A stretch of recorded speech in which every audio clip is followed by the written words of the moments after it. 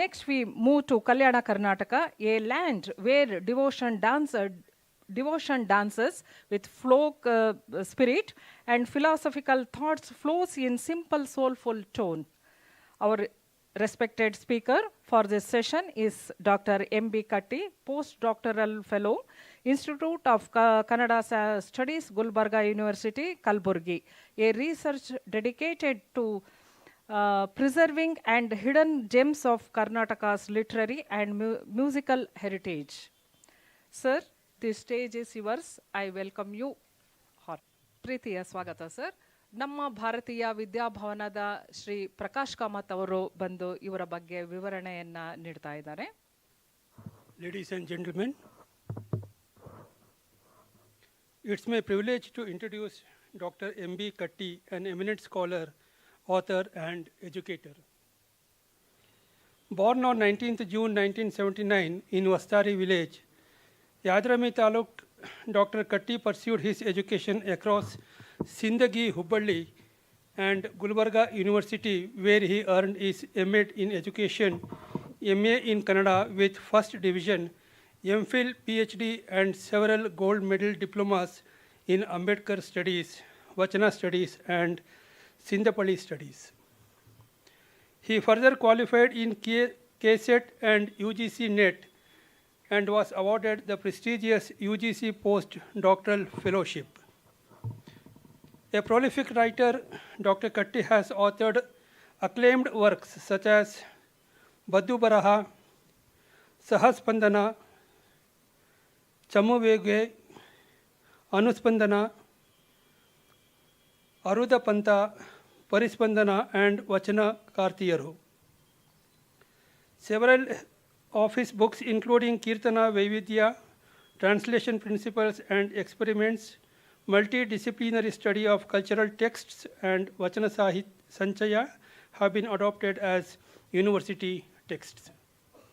His contributions to literature and education have been recognized with numerous honors including the Rajiv Gandhi National Fellowship, National Book Award, Dr. Ambedkar Ratna State Award, Karnataka Rajyotsava Award twice, Gandhi Vivekananda Sadbhavana Award, Yuva Sahitya State Award, Gokarnanath Sahitya State Award and the International Achiever Award. Beyond his academic and literary achievements, Dr. Katti has served in various organizations and is currently the managing editor of Sugata Monthly Magazine, continuing his dedication to scholarship, literature and cultural advancement. Please join me in warmly welcoming Dr. M.B. Katti.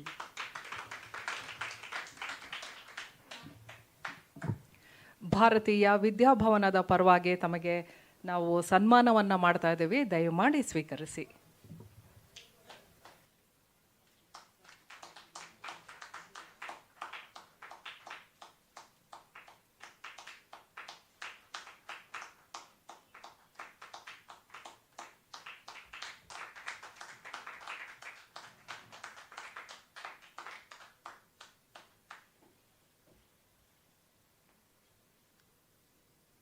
ಹೆತ್ತ ತಾಯಿಗೆ ಹೊತ್ತ ಭೂಮಿಗೆ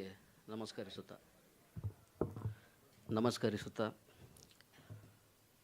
ವಿದ್ಯೆಯನ್ನು ಕಲಿಸಿ ಸಂಸ್ಕಾರವನ್ನು ನೀಡಿರುವಂಥ ಎಲ್ಲ ವಿದ್ಯಾಗುರುಗಳಿಗೆ, ವಿಶೇಷವಾಗಿ ನನ್ನ ಗುರುಗಳಾಗಿರುವಂಥ ಪ್ರೊಫೆಸರ್ ಮಲ್ಲೇಪುರಂ ಜಿ ವೆಂಕಟೇಶ್ ಸರ್ ಅವರಿಗೆ ಹಾಗೂ ಈ ವೇದಿಕೆ ಮುಂಭಾಗದಲ್ಲಿ ಕುರಿತಿರುವಂಥ ಎಲ್ಲ ಹಿರಿಯರಿಗೆ, ಬಹುಶಃ ನಿಮಗಿಂತಲೂ ನಾನು ಭಾಳ ಚಿಕ್ಕವನು, ಬಹುಶಃ ನನ್ನಷ್ಟು ಮಕ್ಕಳು ನಿಮಗಿರ್ಬೋದು ಅಂತ ನಾನು ಭಾವಿಸ್ಕೊಳ್ತೇನೆ. ಹೀಗಾಗಿ ನಿಮ್ಮೆಲ್ಲ ಹಿರಿಯ ಚೇತನಗಳಿಗೆ, ನಿಮ್ಮ ಪಾದಗಳಿಗೆ ನನ್ನ ಭಕ್ತಿಪೂರ್ವಕ ಪ್ರಣಾಮಗಳನ್ನು ಸಲ್ಲಿಸಿ ನನ್ನ ಮಾತುಗಳನ್ನು ಪ್ರಾರಂಭಿಸ್ತೇನೆ.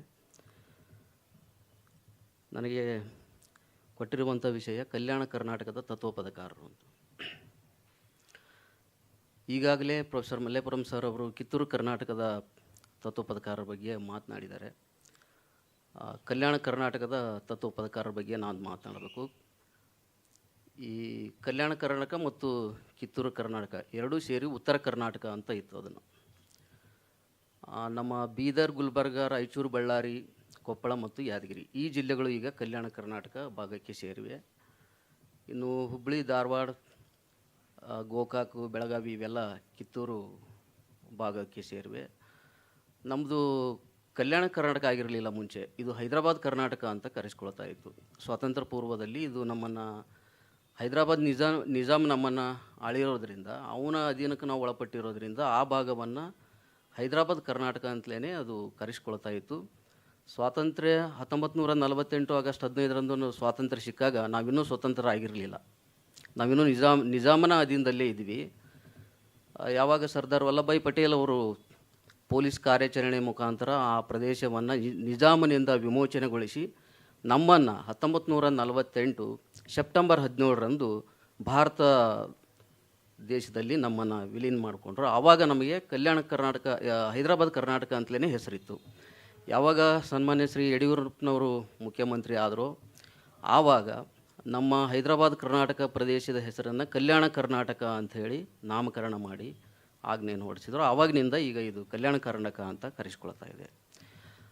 ಹೀಗಾಗಿ ಕಲ್ಯಾಣ ಕರ್ನಾಟಕದ ತತ್ವಪದಕಾರರು ಅಂತಲೇ ನಾನು ಹೇಳಬೇಕಾಗಿದೆ. ಆದರೆ ಈಗ ಬಂದಿರುವಂಥ ಎಲ್ಲ ತತ್ವಪದಕಾರರ ಏನು ಕೆಲಸ ಆಗಿದೆ ಸಾಹಿತ್ಯಿಕವಾಗಿ, ಅವರೆಲ್ಲ ಪುಸ್ತಕಗಳಲ್ಲಿ ಹೈದರಾಬಾದ್ ಕರ್ನಾಟಕದ ತತ್ವಪದಕಾರರು ಅಂತಲೇ ಗುರುತಿಸ್ತಾ ಬಂದಿದ್ದಾರೆ.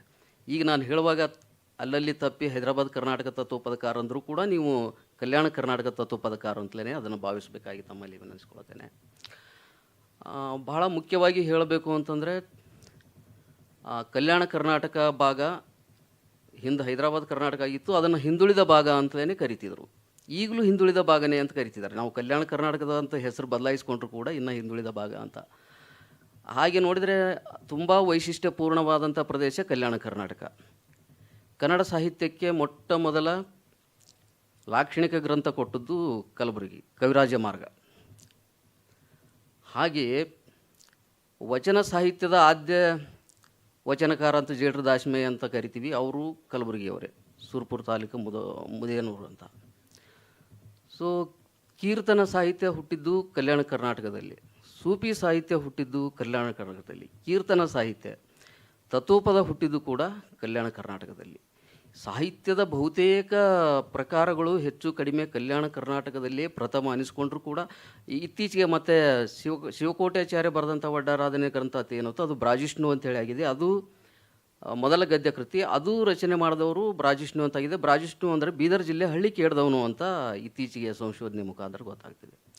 ಸೊ ಹೀಗೆ ಆ ಪ್ರದೇಶ ವೈಶಿಷ್ಟ್ಯಪೂರ್ಣವಾಗಿ ಕೂಡಿದ್ರೂ ಕೂಡ ನಮ್ಮ ಭಾಗದ ರಾಜಕೀಯ ವ್ಯಕ್ತಿಗಳ ಇಚ್ಛಾಶಕ್ತಿಯ ಕೊರತೆಯಿಂದ ಆ ಪ್ರದೇಶ ಇನ್ನೂ ಹಿಂದುಳಿದಿದೆ. ಜೊತೆಗೆ ಮುತ್ಸದ್ದಿ ರಾಜಕಾರಣಿಗಳು ನಮ್ಮಲ್ಲಿ ಬರಲಿಲ್ಲ. ಈ ಕಾರಣಕ್ಕಾಗಿ ನಾವು ಪ್ರದೇಶದಲ್ಲಿ ಹಿಂದುಳಿದಿದ್ದೀವಿ. ಒಳ್ಳೆಯ ಆಡಳಿತಗಾರರು ಬರಲಿಲ್ಲ, ವಿದ್ಯಾವಂತ ರಾಜಕಾರಣಿಗಳು ಬರಲಿಲ್ಲ. ಬಹುತೇಕ ಕರ್ನಾಟಕ ಸರ್ಕಾರದಲ್ಲಿ ಈಗಲೂ ಕೂಡ ವಿದ್ಯಾವಂತ ಮಂತ್ರಿಗಳು ಸರ್ಕಾರ ಇದೆ ಅಂತ ನನಗೆ ಅನಿಸೋದಿಲ್ಲ. ಎಲ್ಲರೂ ಕ್ವಾಲಿಫಿಕೇಷನ್ ನೋಡಿದ್ರೆ PUC ಡಿಗ್ರಿ 10th ಈ ಥರದ್ದಿದೆ.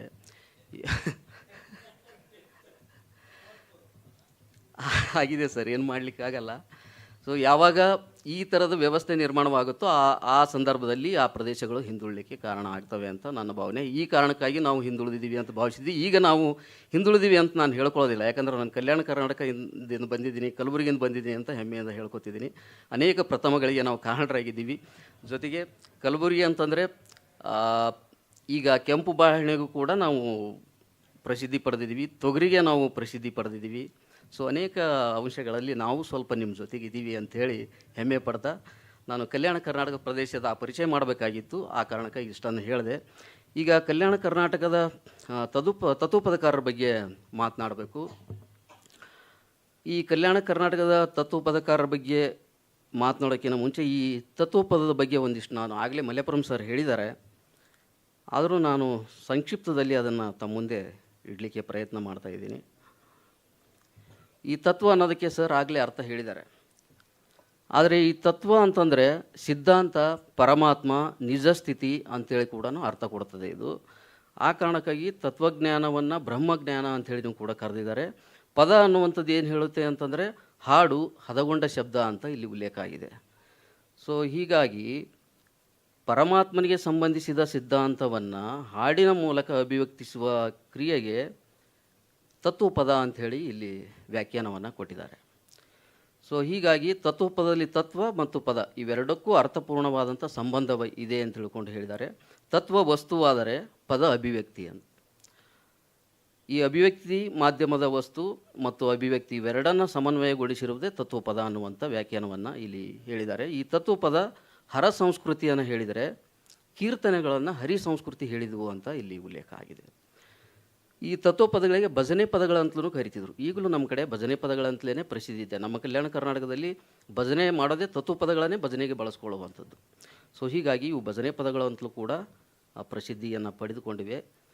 ಹಾಗೆಯೇ ಈ ತತ್ವಪದಗಳು ಅನುಭವ ಪದಗಳು ಅಂತ ಕೂಡ ಕರೀತಾರೆ. ಇದಕ್ಕೆ ಸಂಬಂಧಿಸಿದಂಥ ಸಾಹಿತ್ಯವನ್ನು ಕೈವಲ್ಯ ಸಾಹಿತ್ಯ ಅಂತೂ ಕೂಡ ಗುರುತಿಸಿದ್ದಾರೆ. ಇಲ್ಲಿ ಈ ಕನ್ನಡ ಸಾಹಿತ್ಯದಲ್ಲಿ ಕೈವಲ್ಯದ ಬಗ್ಗೆ ನಿಜಗುಣ ಶಿವಯುಗಳು ಕೈವಲ್ಯ ಪದ್ಧತಿ ಬರೆದದ್ದನ್ನು ಇಲ್ಲಿ ಉಲ್ಲೇಖ ಮಾಡಿದ್ದಾರೆ. ಮತ್ತು ತಿಪ್ಪೇರುದ್ರಸ್ವಾಮಿಯವರು ಈ ಕನ್ನಡದಲ್ಲಿ ಕೈವಲ್ಯ ಪದ್ಧತಿ ಅನ್ನುವಂಥ ಗ್ರಂಥ ಕೂಡ ಅವರು ರಚನೆ ಮಾಡಿದ್ದಾರೆ. ಈ ತತ್ವಪದ ಸಾಹಿತ್ಯ ಸಂಪೂರ್ಣವಾಗಿ ಆಧ್ಯಾತ್ಮಕ್ಕೆ ಸಂಬಂಧಪಟ್ಟದ್ದು, ಹೆಚ್ಚು ಆಧ್ಯಾತ್ಮಕ್ಕೆ ಸಂಬಂಧಪಟ್ಟಿದ್ದು ಅನ್ನುವಂಥದ್ದನ್ನು ಹೇಳಿ ಧರ್ಮದ ಚೌಕಟ್ಟಿನಲ್ಲಿ ಬೆಳೆದು ಬಂದಿರುವುದನ್ನು ಕಾಣಬಹುದಾಗಿದೆ ಅನ್ನುವಂಥ ಉಲ್ಲೇಖಗಳನ್ನು ಇಲ್ಲಿ ನೀಡಿದ್ದಾರೆ. ಆದರೆ ತತ್ವಪದಗಳನ್ನು ಜನಪದ ಹಾಡುಗಳು ಅಂತ ಕೂಡ ಕೆಲವರು ಅದನ್ನು ಕರೆದಿದ್ದಾರೆ. ಅನೇಕ ವಿದ್ವಾಂಸರು ಇವುಗಳನ್ನು ಜನಪದ ಹಾಡುಗಳು ಅಂಥೇಳಿ ಕರೆದಿದ್ದಾರೆ. ಕೆಲವೊಬ್ಬರು ಶಿಷ್ಟ ಸಾಹಿತ್ಯ ಅಂತ ಕರೆದಿದ್ದಾರೆ, ಇನ್ನು ಕೆಲವೊಬ್ಬರು ಜನಪದ ಸಾಹಿತ್ಯ ಅಂತ ಕರೆದಿದ್ದಾರೆ. ಇವರಿಬ್ಬರಲ್ಲಿ ಕೂಡ ಇನ್ನೂ ಚರ್ಚೆ ಇದೆ. ಅನೇಕರು ಶಿಷ್ಟ ಸಾಹಿತ್ಯ ಅಂತ ಒಪ್ಕೊಂಡಿಲ್ಲ, ಜನಪದ ಹಾಡುಗಳು ಅಂತಲೇ ಇವುಗಳನ್ನು ಒಪ್ಕೊಂಡಿದ್ದಾರೆ. ಇನ್ನು ಈ ತತ್ವಪದಗಳನ್ನು ರಚನೆ ಮಾಡುವವರಿಗೆ ಅನುಭಾವಿ ಕವಿಗಳು ಅಂತ ಹೇಳಿದ್ದಾರೆ. ತತ್ವಪದಗಳನ್ನು ಯಾರು ರಚನೆ ಮಾಡ್ತಾರೋ ಅವರು ಅನುಭಾವಿ ಕವಿಗಳು. ತತ್ವಪದಗಳನ್ನು ಪ್ರಸಾರ ಮಾಡುವವನಿಗೆ ಭಜನೆ ಮೇಳಗಳು ಅಂಥೇಳಿ ಗುರುತಿಸಿದ್ದಾರೆ. ಅವ್ರು ಹಾಡುಗಳನ್ನು ಬರೀತಿದ್ರು, ಬರೆದಂಥ ಹಾಡುಗಳನ್ನು ಕೆಲವೊಂದು ಸಲ ಯಾರು ಬರೆದಿದ್ರು ಅವರೇ ಹಾಡ್ತಿದ್ರು, ಇನ್ನು ಕೆಲವೊಂದು ಸಲ ಒಂದು ಮೇಳ ಇರ್ತಿತ್ತು. ಈ ಹಾಡುಗಳನ್ನು ಹಾಡೋದಕ್ಕಾಗಿಯೇ ಅದೊಂದು ತಂಡ ಕಟ್ಕೊಂಡಿರ್ತಿದ್ರು. ಸೊ ಅದನ್ನು ಮೇಳ ಅಂತ ತಿಳ್ಕೊಂಡು ಬರೆಸಿದ್ದಾರೆ. ಸೊ ಹೀಗಾಗಿ ಈ ವಚನಕಾರರನ್ನು, ಕೀರ್ತನಕಾರರನ್ನು ಅನುಭವಿ ಕವಿಗಳು ಅಂಥೇಳಿ ಕರೆದಿಲ್ಲ. ಹಾಗೆಂದ ಮಾತ್ರಕ್ಕೆ ಅಲ್ಲಿ ಅನುಭವ ಇಲ್ಲ ಅಂತಲ್ಲ, ಅಲ್ಲಿ ಇತ್ತು. ಆದರೆ ಅವರನ್ನು ಎಲ್ಲಿಯೂ ಅನುಭವ ಕವಿಗಳು ಅಂಥೇಳಿ ನಮೂದಿಸಿಲ್ಲ. ಆದರೆ ಈ ಕೀರ್ತನೆಗಳಲ್ಲಿ ಕೀರ್ತನೆಗಳಲ್ಲೂ ಕೂಡ ಅನುಭವವಿದೆ, ವಚನಗಳಲ್ಲಿಯೂ ಅನುಭವವಿದೆ. ಆದರೆ ಅವರನ್ನು ಮತ್ತು ಅನುಭಾವಿ ಕವಿಗಳು ಅಂತ ಹೇಳದೇನೆ ತತ್ವಪದಗಳನ್ನು ಯಾರು ರಚನೆ ಮಾಡಿದ್ರು ಅವರನ್ನು ಮಾತ್ರ ಅನುಭಾವಿ ಕವಿಗಳು ಅಂತೇಳಿ ಹೇಳಿದ್ದಾರೆ. ಈ ಅನುಭವವನ್ನು ಹೊರತುಪಡಿಸಿ ತತ್ವಪದಗಳಲ್ಲಿ ಏನೂ ಸಿಗಲ್ಲ. ಅನುಭವ ಮತ್ತು ಅನುಭವ ಇಲ್ಲದ ಪದಗಳೇ ಇಲ್ಲ ಅನ್ನುವಂಥ ಮಾತನ್ನು ಕೂಡ ಇಲ್ಲಿ ಹೇಳಿದ್ದಾರೆ. ಅದಕ್ಕೆ ತತ್ವಪದಗಳು ಮುಖ್ಯವಾಗಿ ಅನುಭವಕ್ಕೆ ಸಂಬಂಧಪಟ್ಟದ್ದು ಅನ್ನುವಂಥ ಮಾತುಗಳನ್ನು ಇಲ್ಲಿ ಉಲ್ಲೇಖ ಮಾಡಿದ್ದಾರೆ. ಈ ಅನುಭವ ಅನ್ನೋದೇನು ಅನ್ನೋದಕ್ಕೆ ಅನೇಕ ವಿದ್ವಾಂಸರು ಇಲ್ಲಿ ಕೆಲವೊಂದು ವ್ಯಾಖ್ಯಾನಗಳನ್ನು ಮಾಡಿದ್ದಾರೆ. ಅವರು ಏನು ಅನುಭವ ಅಂತಂದರೆ ಈ ಅಂತರಂಗದ ರತ್ನ ಅಂತ ತಿಳ್ಕೊಂಡು ಹೇಳಿದ್ದಾರೆ.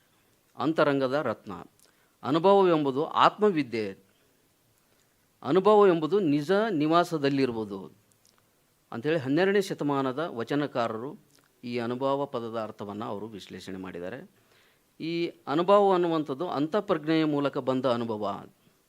ಈ ಅಂತಃಪ್ರಜ್ಞೆಯು ಸದ್ಗುರುಗಳ ಅನುಗ್ರಹದಿಂದ, ಪಾರಮಾರ್ಥಿಕ ಸಾಧನದಿಂದ ನಮ್ಮ ಅಂತರಂಗದಲ್ಲಿ ಜನಿಸುವ ಶಕ್ತಿ ವಿಶೇಷ ಅಂಥೇಳಿ R.D. ರಾನಡೆ ಅವರು ಈ ಮಾತನ್ನು ಹೇಳಿದ್ದಾರೆ. ಇನ್ನು ಅನುಭವವೆಂದರೆ ಜೀವಾತ್ಮ ಪರಮಾತ್ಮ ಏಕರಸತ್ವದ ಶಿವಜೀವದ ಐಕ್ಯದ ಲಿಂಗಾಂಗ ಸಮರದ ಸತ್ವದ ಅನುಭವ ಅಂತ ತಿಳ್ಕೊಂಡು R.R. ದಿವಾಕರ್ ಅವರು ವ್ಯಾಖ್ಯಾನವನ್ನು ಕೊಟ್ಟಿದ್ದಾರೆ. ಹಾಗೆ ಅನುಭವವುಳ್ಳ ಆತ್ಮಗಳ ಮತನದಿಂದ ಉದಿಸಿದ ಜ್ಞಾನಾಗ್ನಿ ಅಂತ ತಿಳ್ಕೊಂಡು R.C. ಹಿರೇಮಠರು ಇದರ ಅನುಭವದ ವ್ಯಾಖ್ಯಾನವನ್ನು ಮಾಡ್ತಾರೆ. ಈ ಬಾಹ್ಯ ಸೌಂದರ್ಯದ ಹಿಂದಿರುವಂಥ ಚಿರಂತನ ಎಚ್ಚರದ ಬೆಳಗನ್ನು ಎಲ್ಲಿಯೋ ಕಂಡುಕೊಂಡು ಅವರ ಕಂಪನಕ್ಕೆ ಅನುಗುಣವಾಗಿ ತನ್ನ ಹೃದಯದ ವೀಣೆಯನ್ನು ಮೀಟಿದಾಗ ಅದು ನಿಜವಾದ ಅರ್ಥದಲ್ಲಿ ಅನುಭವವಾಗುತ್ತದೆ ಅಂತ ತಿಳ್ಕೊಂಡು ಡಾಕ್ಟರ್ ಎಚ್ ತಿಪ್ಪೇರುದ್ರಸ್ವಾಮಿಯವರು ಬರೆದಿದ್ದಾರೆ.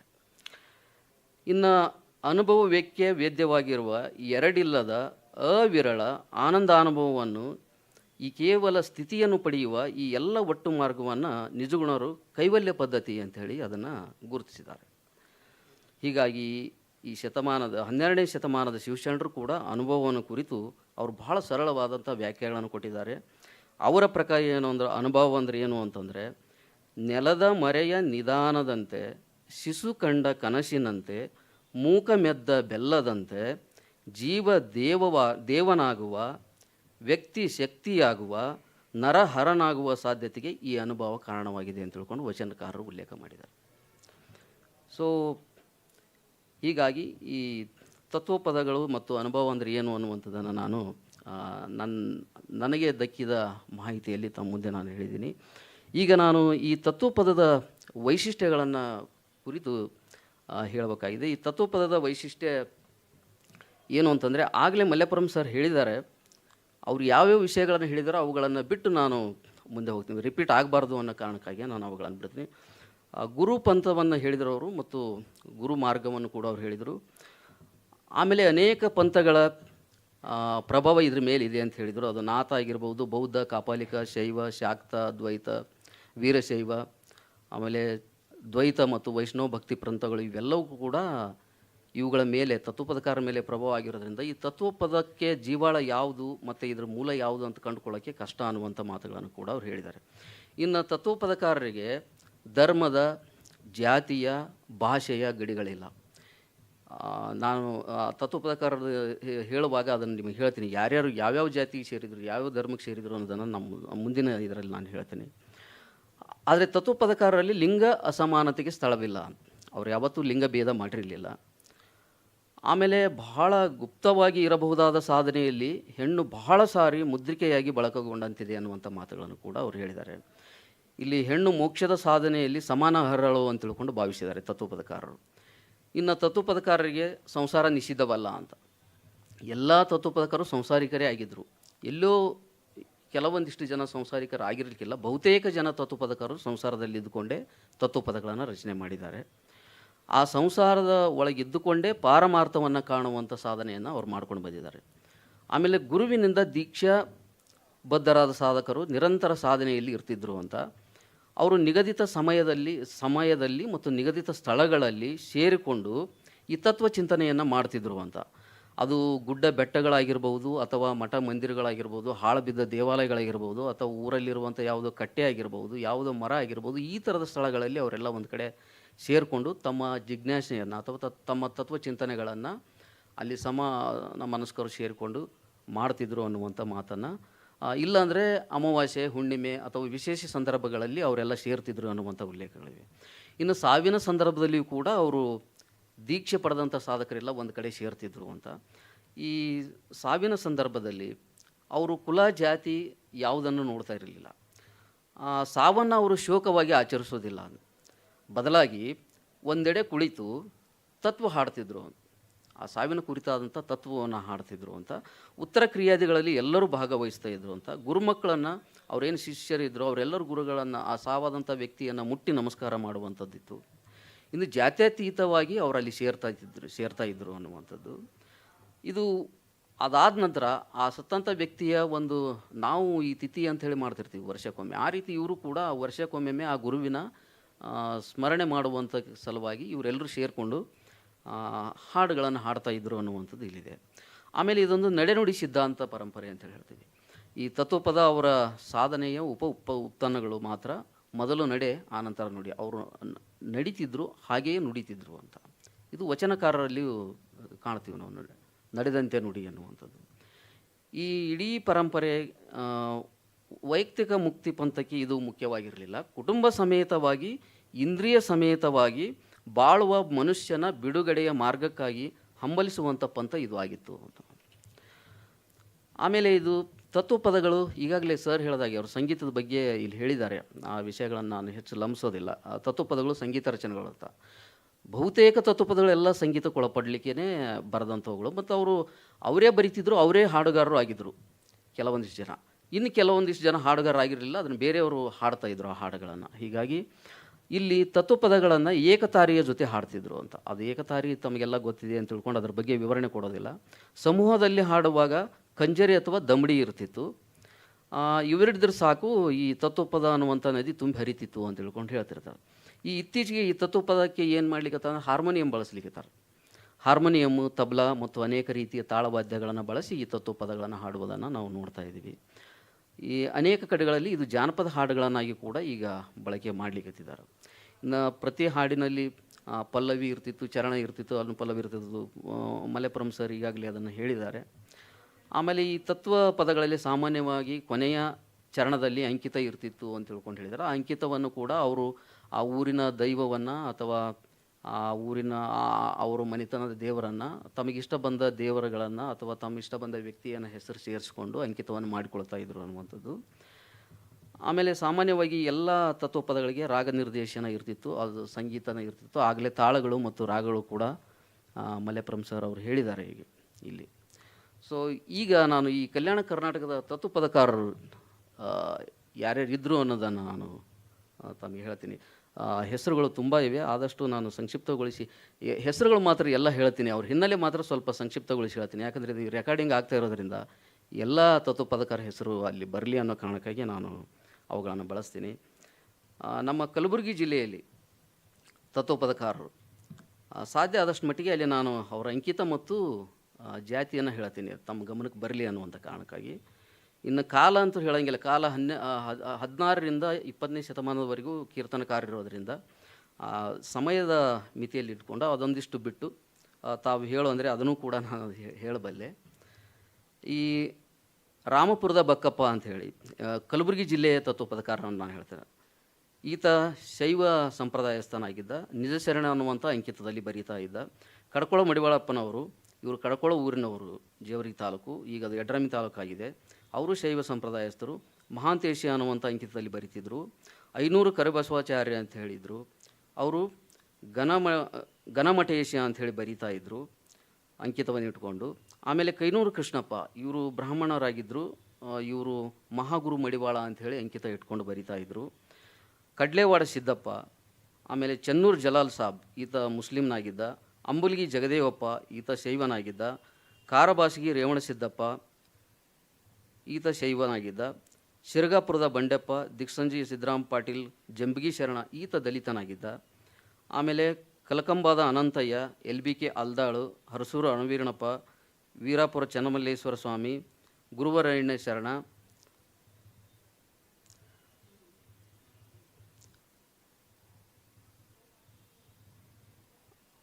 ಆಮೇಲೆ ತಾಳವರಿಗೇರಿ ಬಸವನಗೌಡ, ಅಲ್ದಾಳ ಯಂಕಣ್ಣ ಮಾಸ್ತರ್, ಜಾಲಿಬೆಂಚಿ ರಾಮಯ್ಯ, ಗುಂಡಪ್ಪ ಸತ್ಯಂಪೇಟೆ, ಇವರೆಲ್ಲ ಕಲಬುರಗಿ ಜಿಲ್ಲೆಯಲ್ಲಿ ತತ್ವಪದಗಳ ರಚನೆ ಮಾಡಿದವರು. ಆಮೇಲೆ ಶಂಬಣ್ಣ ಹರಿಜನ್, ಜಂಬಣ್ಣ ಹರಿಜನ್ನು, ಲಕ್ಷ್ಮಣ ಹುಸೇನ್ ಸಾಧು, ಹುಲ್ಯಪ್ಪ ಲಾಡ್ಗೇರಿ, ಶಿವರಾಮಪ್ಪ ಜಟ್ಟೆಪ್ಪ, ಶರಣಪ್ಪ ಪೊಲೀಸ್ ಪಾಟೀಲ್, ಸಿದ್ದಪ್ಪ ಮಾದರ್, ಮೋನಪ್ಪ ಕೊಂಡರ್, ಮಾಣಿಕಪ್ಪ ಚೊಂಡಿ, ನರಸಪ್ಪ ಮಾಸ್ತರ್, ಮಾರುತಿ ಮುದ್ನಾಳ್, ಹಾಗೆಯೇ ಅಣ್ಣಪ್ಪ ಇಸ್ಲಾಂಪುರ್, ಕಲ್ಲಪ್ಪ ಮಹಾರಾಜ, ಸಿದ್ದಪ್ಪ ಹೊಸ್ಮನಿ, ನರಸಪ್ಪ ಸೈದಪ್ಪ, ಮಾರುತಿ ಶಂದೋಲ್, ಶರಣಪ್ಪ ಬೂತೇರ್, ಕಾಶಿನಾಥ್ ಸಿಂಧೆ, ಮಾಣಿಕಪ್ಪ ತಪಶಪ್ಪ, ರತ್ನಮ್ಮ ತಂಬಲಗಾರ್, ಶಾಂತಮ್ಮ ದೇವರಾಯ ಹುಡುಗಿ, ಮಾಣಿಕಪ್ಪ ಮಾದಾರ್, ಶಂಕರಪ್ಪ ಗುಂಡಪ್ಪ, ಮಾಣಿಕರಾವ್ ಜ್ಯೋತಿ, ಶಾಂತಲಿಂಗ ಸ್ವಾಮಿ. ಆಮೇಲೆ ಚನ್ನಮಲ್ಲಯ್ಯ ಮಠಪತಿ, ಸಿದ್ದಯ್ಯ ಮಠಪತಿ, ಸಿದ್ದರಾಮಪ್ಪ ಮ್ಯಾಕ್ರೆ, ಹುಲೆಪ್ಪ ಕೆಳದೊಡ್ಡಿ, ಕಲ್ಲಪ್ಪ ಗೋರಂಚಿಬಾಳ್, ಸಂಗಪ್ಪ ಬಿರಾದಾರ್, ಭೀಮಾಶಂಕರ ಒಳಸಂಗೆ, ಹನುಮಂತ ಬಿರಾದಾರ್, ಶಶಿಕಲಾ ಶರಣಪ್ಪ ಸೀರಿ, ಕಂಟೆಪ್ಪ, ಮಾತೆ ಮೈತ್ರಾದೇವಿ, ಪಾರಮ್ಮ ಮರುಕುಂದಿ, ದೇವೇಂದ್ರಪ್ಪ ಶರಣಪ್ಪ, ಶರಣಪ್ಪ ಬೆಳ್ಳೂರ್, ನಾಗಣ್ಣ ಹಡಪದ್, ಶರಣಪ್ಪ ಗುಂಡಪ್ಪ, ಸರಸ್ವತಿ ಶರಣಪ್ಪ ಚಾಂಬಾಳ್ಕರ್, ನಾಗಲಿಂಗ ಕವಿ, ರಘುನಾಥ್ ಹಡಪದ್, ಚಂದ್ರಶೇಖರ್ ಮಾಲಿ ಪಾಟೀಲ್, ಮಡಿವಾಳಪ್ಪ ಕೆಂಚ, ಸಿದ್ದರಾಮಪ್ಪ ಬಿರಾದಾರ್, ಶಿವರಾಮ್ ಮುಸುಳಂಬಿ, ರೆಹಮಾನ್ ಸಾಬ್, ಮೋನಪ್ಪ ಬಡಿಗೇರ್, ಸಿದ್ದರಾಮ್ ಮುಕ್ರಂಬಿ, ಬಸವಲಿಂಗ ಶಾಸ್ತ್ರಿ, ಶಂಕರ್ ಪಂಚಾಳ್, ಹಾವಪ್ಪ ಕಾಂಬಳೆ, ಬಾಲಣ್ಣ ಹರಿಜನ್, ಸಿದ್ದರಾಮಯ್ಯ ಸ್ವಾಮಿ, ಶರಣಯ್ಯ ಸ್ವಾಮಿ, ಗಣಪತಿ ಹಿಪ್ಪಳಗಿ, ಬಾಬುರಾವ್ ವಾಗ್ದೆರೆ, ನಾಗಪ್ಪ ಬಾಳಪ್ಪ, ವಿಠ್ಠಲ್ ಸೋಲೆ, ಶಿವರಾಯ್ ಬೂತಾಳೆ, ಗುಂಡಪ್ಪ ದಾಬಾಲೆ, ಚೆನ್ನಪ್ಪ ಯರ್ನಳ್ಳಿ, ರತ್ನಪ್ಪ ಮಾನ್ಕರಿ, ಬಸಪ್ಪ ಮೂರ್ತೆಲಿ, ಇವರೆಲ್ಲ ಬೀದರ್ ಜಿಲ್ಲೆಗೆ ಸಂಬಂಧಪಟ್ಟಂಥವ್ರು. ಇನ್ನು ರಾಯಚೂರು ಜಿಲ್ಲೆಗೆ ಸಂಬಂಧಪಟ್ಟವರು ಗೋಗಲ್ ಪರಸಪ್ಪಯ್ಯ, ಗೊಬ್ಬರ ಹಂಪಣ್ಣ, ಅಂಕ್ಲಿ ಮಠದ ನಿರುಪಾದೀಶ್ವರ ಮಹಾಸ್ವಾಮಿಗಳು, ನೀರ್ಲಿಕೇರಿ ಬಸವಲಿಂಗ ಶರಣರು, ಘನಮಠದ ನಾಗಭೂಷಣ ಶಿವಯುಗಗಳು, ಅರವೇಲಿ ಜಬ್ಲಿ ವಸ್ತಾದಿ, ದೇವದುರ್ಗದ ಚನ್ನಮಲ್ಲ ಕವಿ, ವೆಂಕಟಾಪುರದ ಖೇಮಣ್ಣ, ಹೊಸಪೇಟೆಯ ಅಯ್ಯಪ್ಪ ಪೆಂತೋಜಿ, ದಿನ್ನಿಯ ತಾಳಪಲ್ಲಿ ವೆಂಕಯ್ಯ, ಬಳಗಾನೂರು ಮರಿಸ್ವಾಮಿ. ಆಮೇಲೆ ಕೊಪ್ಪಳ ಜಿಲ್ಲೆಗೆ ಸಂಬಂಧಪಟ್ಟವರು ಚಿದಾನಂದ ಅವಧೂತರು, ಹೆರೂರು ವಿರೂಪಣ್ಣ ತಾತ, ವಡಕಿ ತಾತಪ್ಪಯ್ಯ, ಪಂಡಿತ ಅಮರನಾಥ ಶಾಸ್ತ್ರಿ, ಹುಡೇಲಿ ಮಹದೇವಗೌಡ, ಮರಕುಂಬಿ ರುದ್ರೇಶ, ಫಕೀರೇಶ್ ವಡಿಯಾರಟ್ಟಿ, ಹಲಕಾಟಗಿ ಹನುಮಂತಪ್ಪ, ಗುಂಡಪ್ಪ ಚನ್ನದಾಸರ್, ತಾಳಕೇರಿ ಬಸವರಾಜ್, ಗುರುಮಠದ ಶಿವಶಾಂತ ವೀರ ಮಹಾಸ್ವಾಮಿಗಳು, ಮಾರೆಪ್ಪ ಚನ್ನದಾಸರು, ಕೊಪ್ಪಳದ ಇಮಾಮ್ ಸಾಬ್, ದ್ಯಾಂಪುರದ SK ಸಂಗಯ್ಯ, ವೇದಮೂರ್ತಿ ಚಿದಾನಂದಯ್ಯ, ಸೊ ಕೊಪ್ಪಳಕ್ಕೆ ಸಂಬಂಧಪಟ್ಟಂಥವರು, ಈ ಬಳ್ಳಾರಿ ಜಿಲ್ಲೆಗೆ ಸಂಬಂಧಪಟ್ಟವರು ಎಮ್ಮಿಗನೂರು ಜಡೆಪ್ಪ ತಾತ, ದುಮ್ಮೂರು ವೆಂಕಟಾವಧೂತರು, ಮಾದೇವಪ್ಪ ತಾತ, ಚಳಗುರಿಕೆ ಯರ್ರಿ ತಾತ, ಸಿಂದಗೇರಿ ಮಲ್ಲಪ್ಪ ತಾತ, ಕೊಳಗೆಲ್ಲ ಯರಿಬಸಪ್ಪ ತಾತ, ಹೆರೂರು ವಿರುಪಾವಧೂತರು, ಹಂಪಿಯ ಶಿವರಾಮದೂತರು, ಕೊಟ್ಟಿಗೆ ಹಾಳು ಬಸವಪ್ಪ ತಾತ. ಸೊ ಹೀಗೆ 350ಕ್ಕೂ ಹೆಚ್ಚು ತತ್ವಪದಕಾರರು ಕಲ್ಯಾಣ ಕರ್ನಾಟಕದಲ್ಲಿ ನಮಗೆ ಸಿಗ್ತಾರೆ. ಈ ಸಂಖ್ಯೆಗಳು ಇಷ್ಟೇ ಅಂತ ನಾವು ನಿಖರವಾಗಿ ಹೇಳಲಿಕ್ಕಾಗಿಲ್ಲ. ಸಾಮಾನ್ಯವಾಗಿ ಉಲ್ಲೇಖಗೊಂಡಿರುವಂಥ ಒಂದು ಹೆಸರುಗಳು ಇಷ್ಟು ನಮಗೆ ಸಿಕ್ಕಿದ್ದಾವೆ. ಈ ಕಲ್ಯಾಣ ಕರ್ನಾಟಕದ ತತ್ವಪದಕಾರರು ಏನು ಸಾಧನೆಗಳನ್ನು ಮಾಡಿದರು ಅನ್ನೋದನ್ನು ತಮ್ಮ ಮುಂದೆ ನಾನು ಹೇಳ್ತೀನಿ. ಸಾಮಾನ್ಯವಾಗಿ ನಮ್ಮ ಕಲ್ಯಾಣ ಕರ್ನಾಟಕದ ಭಾಗದಲ್ಲಿ ಆಗಲೇ ನಾನು ಹೇಳಿದಾಗೆ ಕಡ್ಕೊಳ ಮಡಿವಾಳಪ್ಪನವರು ಬಹಳ ಪ್ರಕಾರ ತತ್ವಪದಕಾರ ಆಗಿದ್ದರು. ಅವರು ಗುರು ಶಿಷ್ಯರ ಸಂಬಂಧ, ಅವರ ಶಿಷ್ಯ ಪರಂಪರೆಯು ಕೂಡ ಅಷ್ಟೇ ದೊಡ್ಡದಾಗಿತ್ತು. ಈ ಎಲ್ಲ ತತ್ವಪದಕಾರರು ತಮ್ಮ ತತ್ವಪದಗಳನ್ನು ಪ್ರಚಾರ ಮಾಡಲಿಕ್ಕೆ ಅಥವಾ ಜನಸಾಮಾನ್ಯರಿಗೆ ಮುಟ್ಟಿಸಲಿಕ್ಕೆ ಈ ಭಜನೆ ಅನ್ನುವಂಥದ್ದನ್ನೇ ಒಂದು ಮಾಧ್ಯಮವನ್ನಾಗಿ ಇಟ್ಕೊಂಡು ಅವರು ತತ್ವಪದಗಳನ್ನ ಹಾಡ್ತಾ ಹೋಗ್ತಾಯಿದ್ರು.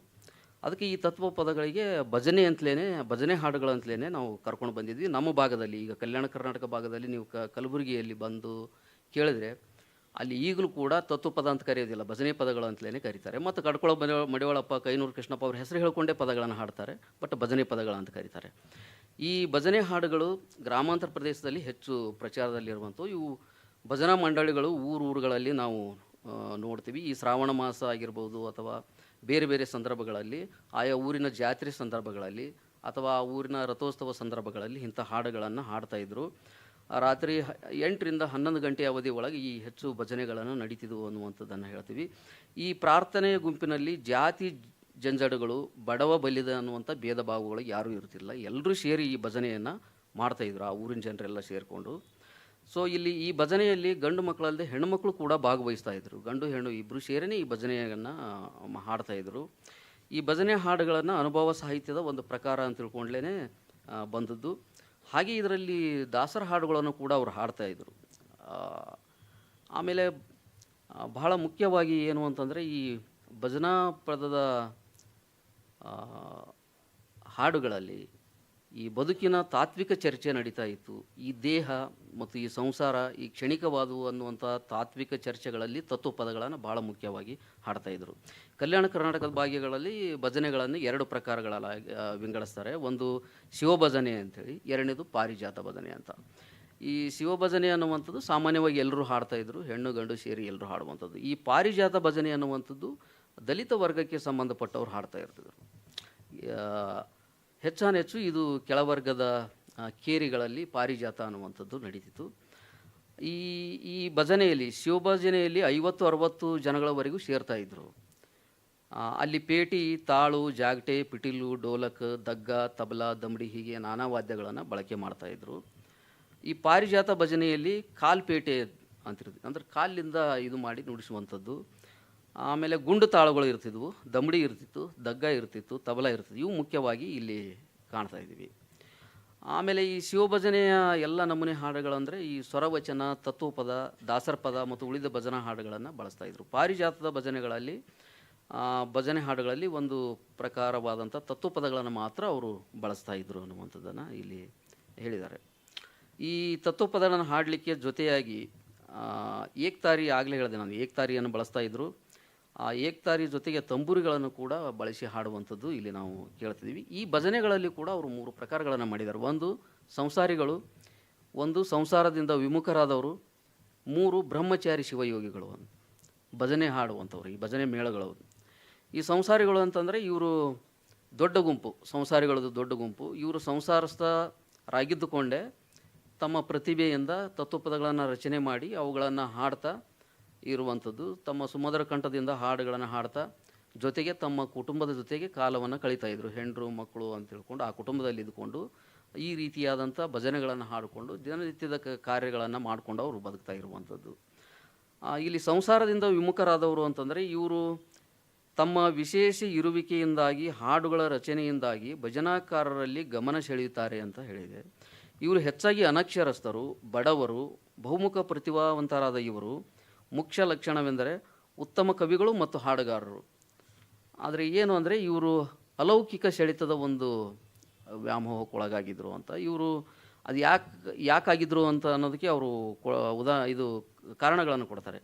ಕಿತ್ತು ತಿನ್ನುವ ಬಡತನ, ಅಂಥದ್ರಲ್ಲಿ ಅವರು ಈ ಅಲೌಕಿಕ ಶಕ್ತಿಗಳು ಅವರನ್ನು ಬದುಕಿನಿಂದ ಭಿನ್ನ ಮಾರ್ಗದ ಕಡೆಗೆ ಕೊಂಡೊಯ್ದವು. ಹೀಗಾಗಿ ಅವರು ಈ ಕುಟುಂಬದಿಂದ ವಿಮುಖರಾಗಿ ತಮಗೇನು ತಿಳಿತದೋ ಅದನ್ನು ಬರಿತಾ, ಅದನ್ನು ಹಾಡ್ತಾ ಕಾಲವನ್ನು ಕಳೀತಾ ಇದ್ದರು ಅನ್ನುವಂಥದ್ದು.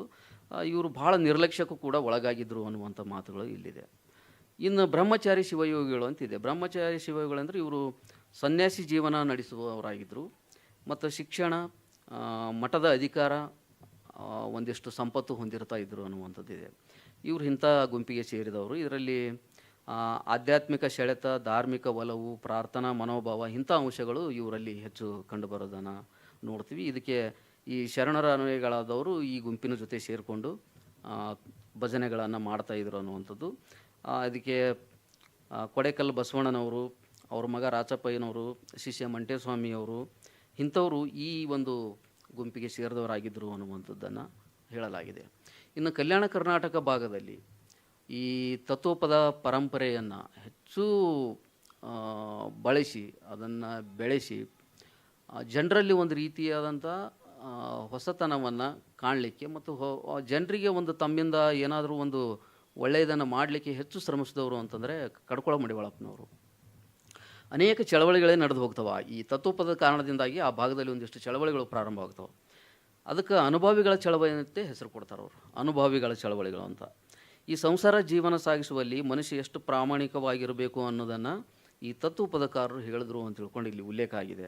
ಅಂದರೆ ನಾವು ಸಾಮಾಜಿಕ ಸಂಗತಿಗಳಿಗೆ 2ನೇ ಸ್ಥಾನ ಕೊಡಬೇಕು, ನಾವು ಮೊದಲು ಪ್ರಾಮಾಣಿಕರಾಗಿರಬೇಕು ಅನ್ನುವಂಥ ವಿಚಾರವನ್ನು ಇಟ್ಕೊಂಡು ಮಡಿವಾಳಪ್ಪನವರು ತಾವು ಬರೆದ್ರು. ಅವುಗಳನ್ನು ಹಾಡಿನ ಮುಖಾಂತರ ಎಲ್ಲ ಕಡೆ ಪ್ರಸಾರ ಆಗಲಿಕ್ಕೆ ಮಾಡಿದ್ರು. ಅವ್ರ ಜೊತೆಗೆ ಅನೇಕ ಶಿಷ್ಯ ಪರಂಪರೆ ಸೇರಿಕೊಂಡಿತ್ತು. ಸೊ ಹೀಗಾಗಿ ಕಡ್ಕೊಳ ಮಡಿವಾಳಪ್ಪನನ್ನು ಕ್ರಾಂತಿಕಾರಿ ಕವಿ ಅಂತಲೇ ಹೇಳ್ಕೊಂಡು ಬಂದಿದ್ದಾರೆ. ಬಸವಣ್ಣನವರು ಕಲ್ಯಾಣದಲ್ಲಿ, ಕೊಡೇಕಲ್ ಬಸವಣ್ಣನವರು ಕೊಡೇಕಲ್ಲಿನಲ್ಲಿ ಯಾವ ಉದ್ದೇಶಕ್ಕಾಗಿ ಚಳವಳಿಯನ್ನು ನಡೆಸಿದರೋ ಹಾಗೆ ಕಡ್ಕೊಳ ಮಡಿವಾಳಪ್ಪನವರು ಅನುಭವಿಗಳನ್ನು ಕಟ್ಟಿಕೊಂಡು ಸಮಾಜದ ಬದಲಾವಣೆಗಾಗಿ ಹೆಣಗಾಡಿದರು. ಬಸವಣ್ಣನವರು ವಚನ ಸಾಹಿತ್ಯ, ಕೊಡೇಕಲ್ ಬಸವಣ್ಣನವರು ಸ್ವರವಚನ ಸಾಹಿತ್ಯ, ಕಡ್ಕೊಳ ಮಡಿವಾಳಪ್ಪನವರು ತತ್ವಪದ ಸಾಹಿತ್ಯ.